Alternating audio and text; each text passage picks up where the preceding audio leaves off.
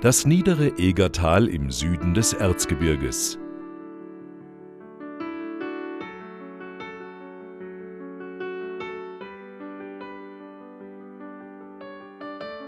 Hier liegt das Saazer Becken. Dank dem günstigen Klima und den guten Bodenverhältnissen zählt es zu den fruchtbarsten Gebieten Europas und gilt auch als die Kornkammer Böhmens.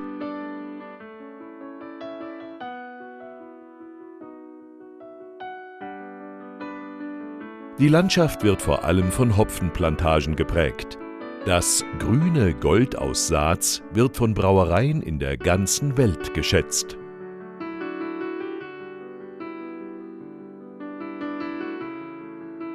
Das Saazerland, tschechisch Region Žatec, ist seit vielen Jahrhunderten Heimstatt von Deutschen und Tschechen. Heute wohnen hier jedoch nur noch sehr wenige Deutsche, da die meisten nach Ende des Zweiten Weltkriegs ihre Heimat verlassen mussten.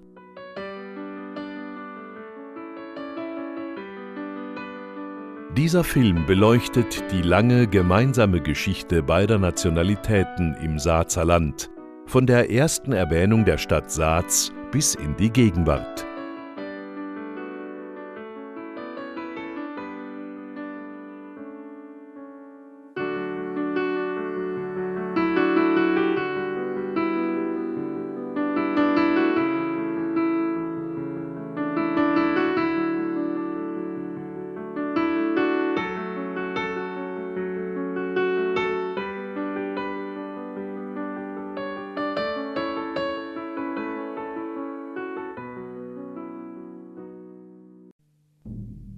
Im Mai 1618 begann mit dem Prager Fenstersturz der Dreißigjährige Krieg.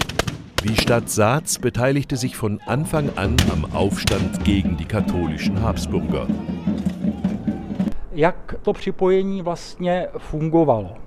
Welcher Art war diese Beteiligung? Sie vollzog sich auf zwei Ebenen.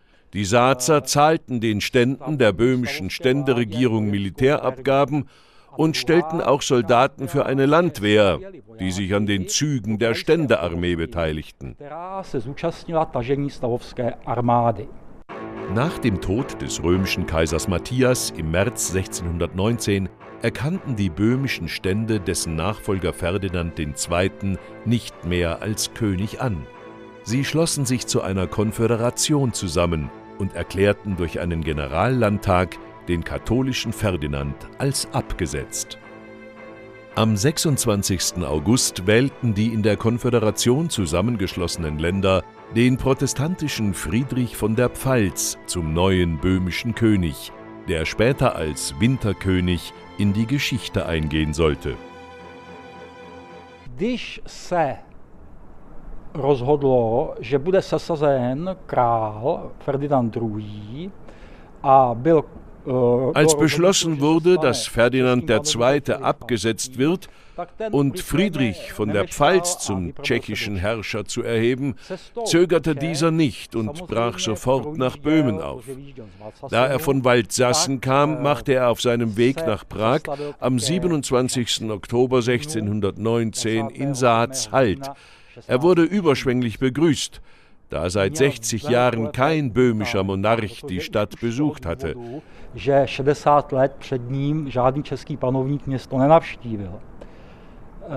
Er bekam von den Bürgern eine große dekorative Schale aus Kupfer überreicht und wurde im Hause des damaligen Bürgermeisters von Saaz, Maximilian Hostalek, beherbergt.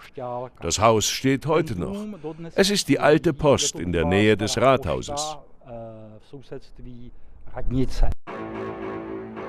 In der Schlacht am Weißen Berg erlitt das Heer des böhmischen Königs gegen die katholische Liga eine vernichtende Niederlage.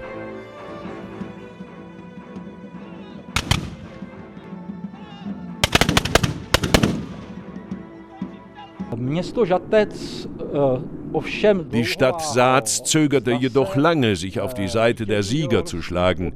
Waldstein, Albrecht von Wallenstein, hatte Anfang November noch vor der Schlacht am Weißen Berg die Stadt Louny besetzt, die sich ihm ergeben hatte. Er schickte den Saazern Gesandte, dass sie sich auch ergeben sollten. Dies hat die Stadt aber abgelehnt.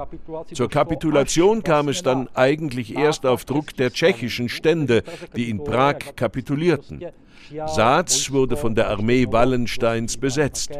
Wallenstein erlegte der Stadt sofort eine große Geldbuße auf und ließ sie Schutzgeld zahlen. Aber auch der Kaiser rächte sich jetzt an den aufständischen Böhmen. Auf diesem Platz im Zentrum der Prager Altstadt wurden im Jahre 1621 27 Vertreter der böhmischen Elite hingerichtet. Unter ihnen auch Maximilian Hoštalek, der Bürgermeister der Stadt Sác, die gerade in der frühen Neuzeit eine der wichtigsten königlichen Städte in den böhmischen Ländern war. Das Wahlkönigtum wurde abgeschafft und Böhmen wurde zum habsburgischen Erbkönigreich. Bis zur Gründung der ersten tschechoslowakischen Republik im Jahre 1918 blieben die böhmischen Länder nun über 300 Jahre ein Teil der habsburgischen Monarchie. Sác war wegen seiner strategisch guten Lage an der Kreuzung wichtiger Handelsstraßen für beide Kriegsparteien von großer Bedeutung. In der Stadt befand sich ein großes Proviantlager, aus denen Armeen versorgt werden konnten. Ale život byl velmi obtížný, protože město bylo prakticky neustál. Aber das Leben war schwierig, da die Stadt praktisch ständig von einer Armee besetzt war. Und diese Armeen gingen reichlich brutal vor. Das Problem war, dass jedes Regiment, das in der Stadt stationiert war, eine bestimmte Zuteilung erhalten sollte, die aber die Proviantoffiziere des Regiments bekamen. Die betrieben aber mit diesen Beständen eigenen Handel und Schiebungen. So ist für die gemeinen Soldaten nichts übrig geblieben und sie nahmen sich selbst, was sie brauchten.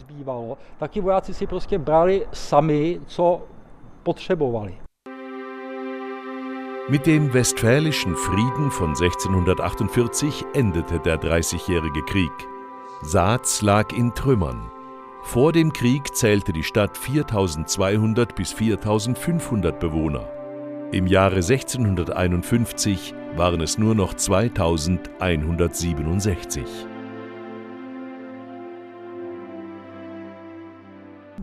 Ta válka měla, ta porážka stavovského povstání měla i dva další velké důsledky. Jak už jsem říkal, dieser Krieg und die Niederlage des Ständeaufstandes hatten noch zwei große Folgen. Wie ich schon sagte, war die Stadt eindeutig utraquistisch. Natürlich kam den Siegern, den katholischen Habsburgern, eine Zulassung der evangelischen Religion in Böhmen überhaupt nicht in den Sinn.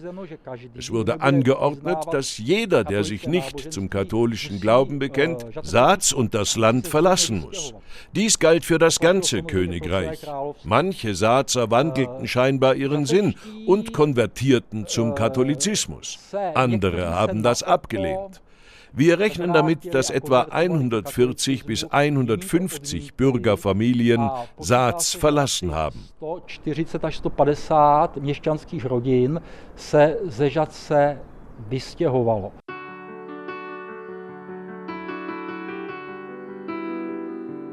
Jetzt kam es zu einem erneuten Zuzug deutscher Siedler in das Saacerland. Die weltlichen und auch die kirchlichen Mächte waren bestrebt, die durch den langen Krieg stark reduzierte Wirtschaftskraft wieder zu beleben und förderten die Wiederansiedlung in den stark dezimierten Regionen.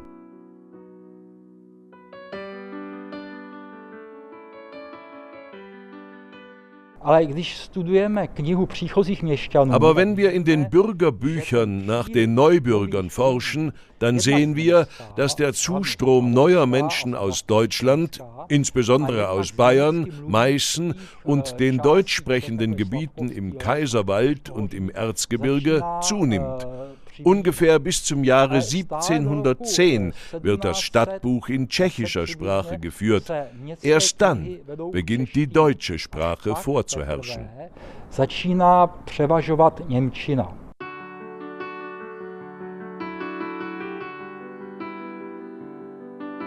Aber auch im Umland, das bis dahin vorwiegend von Tschechen besiedelt wurde, ist jetzt ein starker Zuzug deutschsprachiger Siedler zu verzeichnen. Von einer Germanisierung kann man dabei jedoch noch nicht sprechen, denn der Zuzug erfolgte aus wirtschaftlichem Interesse.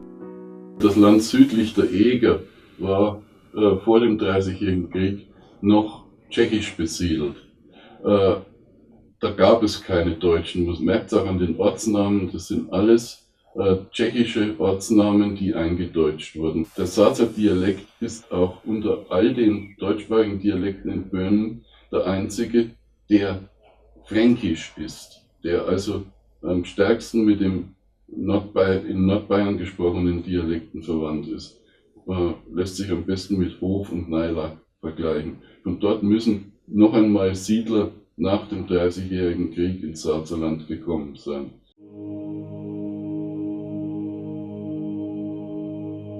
Ab dem letzten Drittel des 17. Jahrhunderts trat nun auch im kirchlichen Leben eine Wende ein. Jetzt waren die Bewohner wieder vorwiegend katholisch.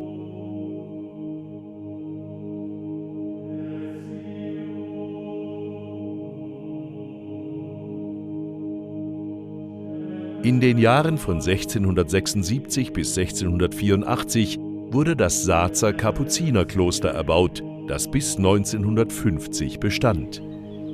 Neben dem Konventgebäude wurde ein weitläufiger Kräutergarten angelegt.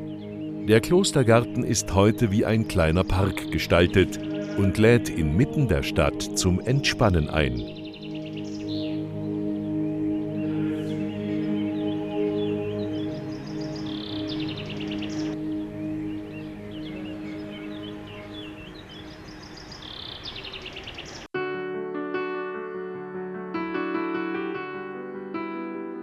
Im 18. Jahrhundert entfalteten sich Hopfenanbau und Hopfenhandel zur vollen Blüte.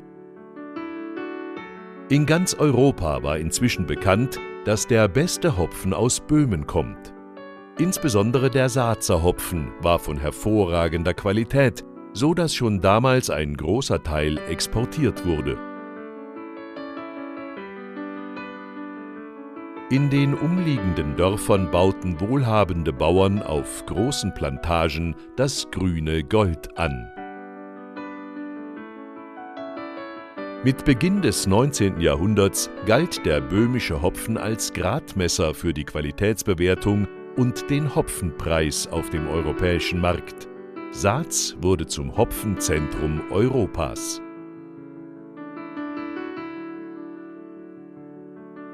Der Hopfenanbau, insbesondere das Schneiden des Hopfens und die Pflückmethoden, wurden in der Folgezeit ständig optimiert. Schon in den 80er Jahren des 19. Jahrhunderts gab es die ersten Versuche zum Einsatz von Hopfenpflückmaschinen. Jedoch wurde noch sehr lange der Hopfen per Hand von Saisonarbeitern gepflückt, die aus allen Teilen des Landes kamen.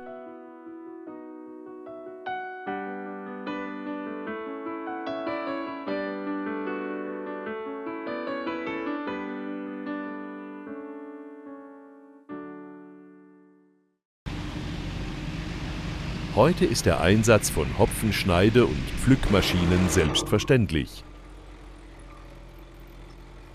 Vom Schneiden auf den Plantagen bis zur Verpackung für den Versand ist alles mechanisiert, so dass nur noch wenig Personal erforderlich ist.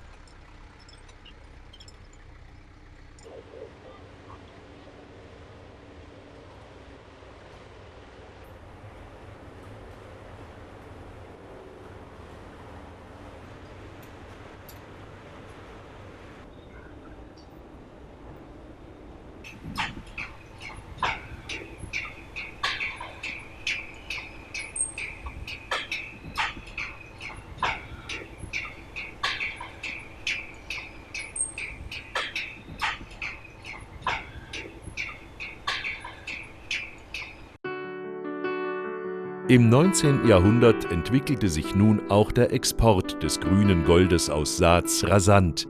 In Saaz entstand eine deutsch-jüdisch geprägte Hopfenhändlerkultur, bei der die jüdischen Händler dominant waren. Sie waren mit dem Nürnberger und Bamberger Hopfenmarkt vernetzt und exportierten in die ganze Welt, besonders auch nach Übersee in die USA und Südamerika. Erfolgte der Versand anfangs mit Pferdefuhrwerken, konnte mit dem Anschluss von Saads an das Eisenbahnnetz und die Erfindung von Telefon und Telegraph der Export vervielfacht werden.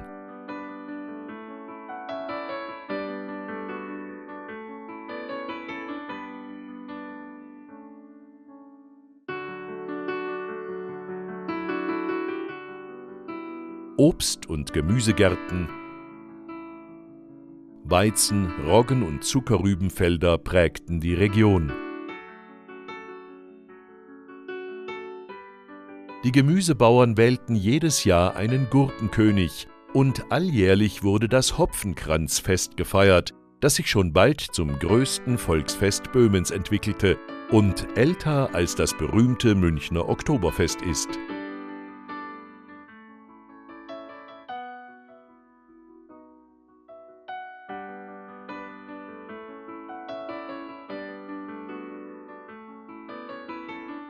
In jener Zeit wuchs der Anteil der deutschsprachigen Einwohner, bis diese schließlich die Mehrheit bildeten.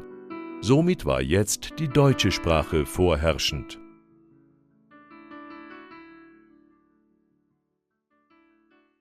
Sicherlich waren die deutschen Handwerker und die Kleinbauern nördlich der Eger einsprachig deutsch. Die hatten keine Veranlassung, Tschechisch zu sprechen.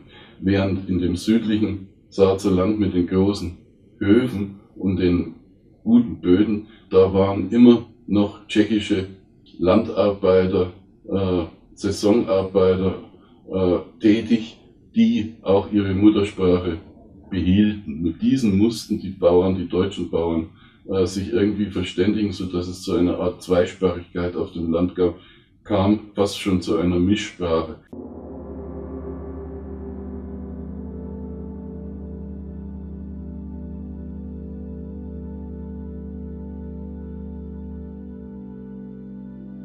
Nachdem Tschechen und Deutsche über Jahrhunderte hinweg zumeist friedlich miteinander im Saazer Land lebten, erfassten im Revolutionsjahr 1848 die nationalen Bewegungen auch die Region Saaz.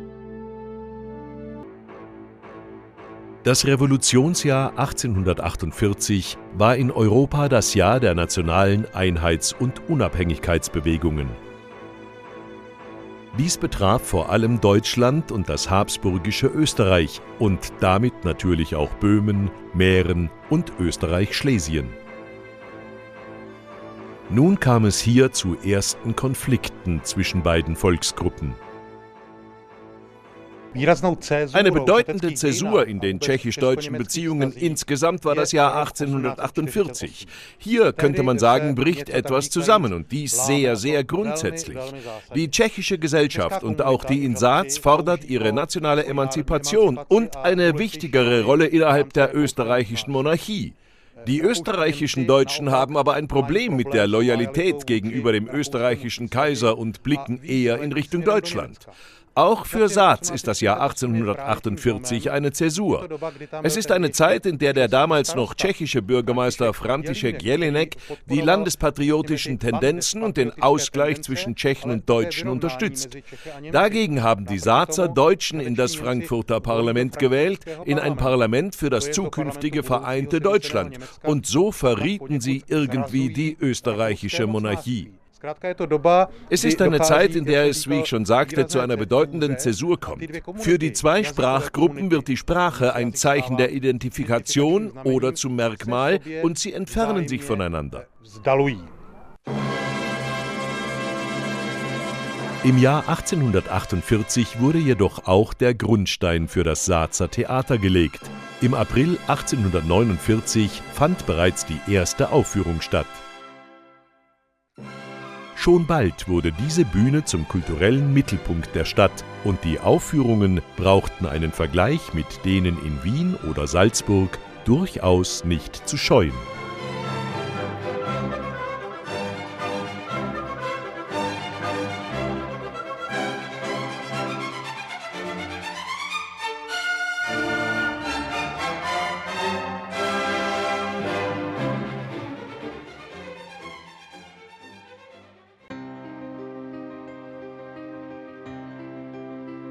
Mit der industriellen Revolution in der zweiten Hälfte des 19. Jahrhunderts verdreifachte sich die Bevölkerung. Neben Brauereien und Melzereien entstanden nun viele neue Betriebe in der Stadt.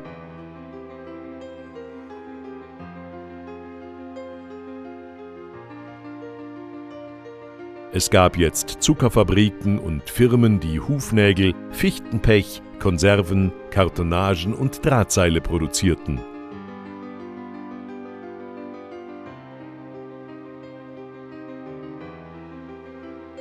Aber auch viele Handwerksbetriebe und sogar eine Pianofabrik waren hier ansässig. Saaц wurde Eisenbahnknotenpunkt und war mit den wichtigsten Handelsplätzen Deutschlands und Österreichs direkt verbunden.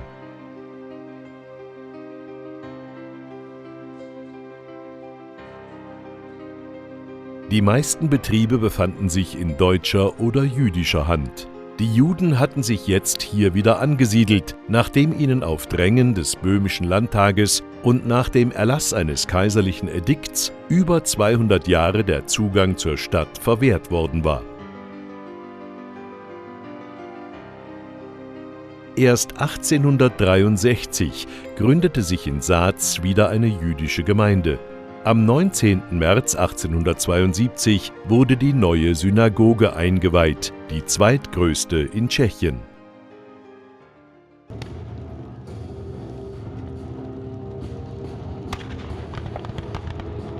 Der Kampf um die Vorherrschaft im Deutschen Bund führte 1866 zum sogenannten Deutschen Krieg zwischen dem habsburgischen Österreich und dem aufstrebenden Preußen.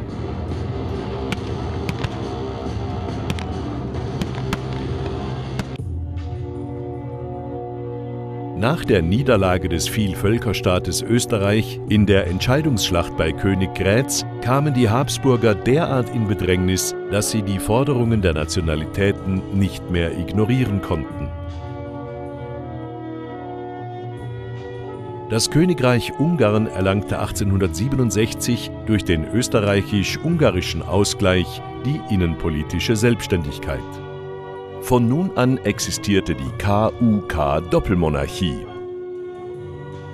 Der tschechischen Nationalbewegung wurde eine nationale Gleichstellung nicht zugestanden. Tschechische Politiker forderten jedoch auch einen innenpolitisch unabhängigen Staat mit dem Regierungssitz in Prag.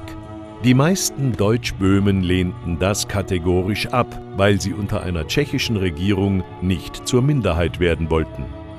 Für sie wurde dies immer mehr zu einer existenziellen Herausforderung.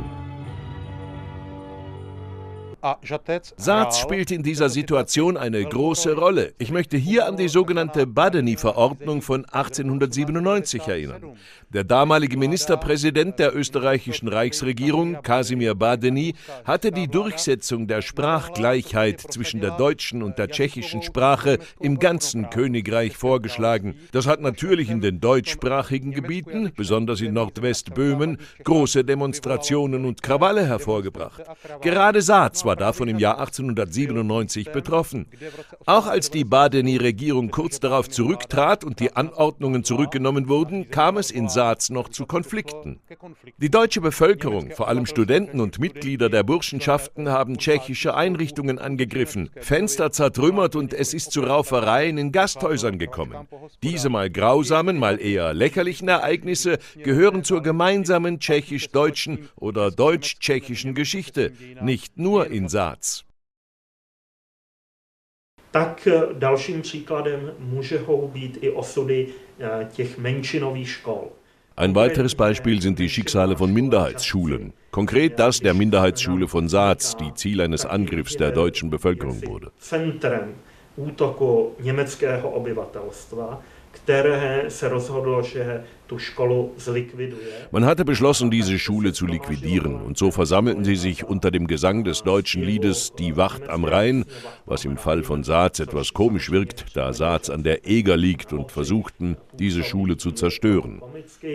Nebo může působit pro někoho trochu komicky, tak se snažili tuto školu zlikvidovat. Gewaltsame Angriffe verübten allerdings in mehrheitlich tschechisch geprägten Regionen auch Tschechen gegen Deutsche und ihre Einrichtungen, so dass beide nationalen Gruppen gleichermaßen zur Eskalation des Konfliktes beitrugen.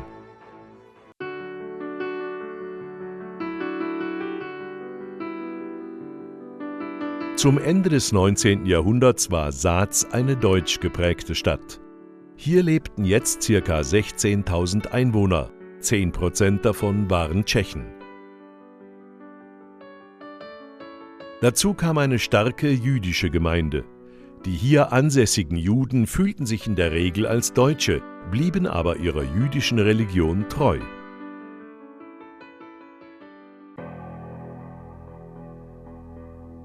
Der Ausbruch des Ersten Weltkriegs wurde in Saz, wie in anderen böhmischen Städten auch, mit großem Enthusiasmus begrüßt. Deutsche und tschechische Einwohner zogen gemeinsam in den Krieg und kämpften auch an den Fronten zusammen.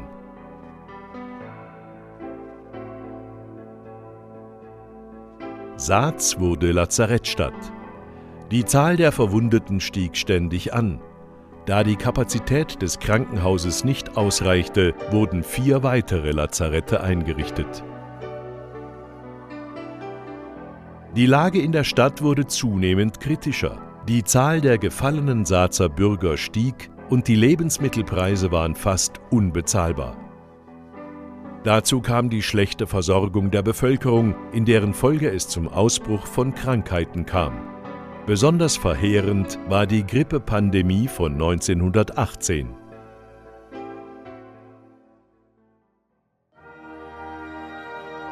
Kurz vor dem Ende des Krieges errang die tschechische Nation im Zuge des Zusammenbruchs der Habsburger Monarchie ihre Unabhängigkeit. Am 28. Oktober 1918 wurde in Prag die Tschechoslowakische Republik ausgerufen. Zum ersten Präsidenten wurde Tomáš Masaryk gewählt, der am 21. Dezember aus dem Exil zurückkehrte und die Regierungsgeschäfte übernahm. Und so wurde die ehemals privilegierte deutsche Mehrheit in den böhmischen Ländern und damit auch in Saz zu einer nationalen Minderheit in der Tschechoslowakei. Sie besaß nicht mehr die bevorzugte Stellung wie zuvor in der KUK-Monarchie.